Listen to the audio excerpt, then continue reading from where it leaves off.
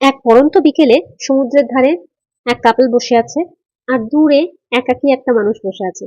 তো আমি কাপলটাকে গিয়ে জিজ্ঞেস করলাম, আজ ওয়েদারটা কেমন? সে বলল, আমার লাইফে দেখা বেস্ট ওয়েদার। সামনে সমুদ্রের ঢেউ, সানসেট হচ্ছে, চারিদিকে পাখিরা কলরব করছে, হাওয়া বইছে সুন্দর, পাশে আমার ভালোবাসার মানুষ আছে আমার সাথে।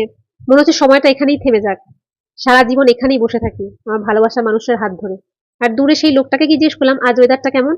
বলছে, আমার বউ আমাকে ছেড়ে চলে গেছে, বস আমাকে চাকরি থেকে বের করে দিয়েছে, জীবনটা যেন শেষ হয়ে গেছে, নিজের জীবনটাকে নিজেই শেষ করে দিতে ইচ্ছে করছে, লাইফ হেল হয়ে গেছে। আর ওপর থেকে তুমি এসেছো ওয়েদারে খোঁজ নিতে। তো ভেবে দেখো তো, দুজনের মধ্যে কে ঠিক কে ভুল? দুজনের জায়গায় দাঁড়িয়ে দুজনেই কিন্তু ঠিক। যার যার সিচুয়েশনে দাঁড়িয়ে তার তার পারসেপশনটা ঠিক। আমাদের রিলেশনশিপে এরকম হয়, জানো তো?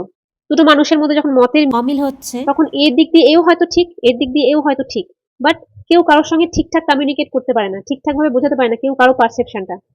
তো হয়ে যায় মিসআন্ডারস্ট্যান্ডিং। হয়তো দুজন দুজনের জন্য ঠিক, বাট একে অপরের জন্য ভুল।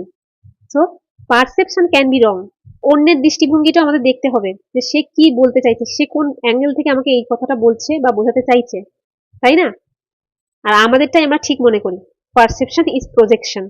নেক্সট টাইমে যখন তোমার পার্টনারের সঙ্গে কোনো ঝামেলা হবে, তো তাকে সামনে থেকে গিয়ে জিজ্ঞেস করো যে তুমি কোন সিচুয়েশনে দাঁড়িয়ে কথাটা আমাকে বলছো। তাহলেই আর মিসআন্ডারস্ট্যান্ডিং হবে না, ঝামেলা হবে না, তাই তো? আর রিলটা এক্ষুনি তোমার পার্টনারকে শেয়ার করে দাও, তো সেও বুঝে যাক। টাটা।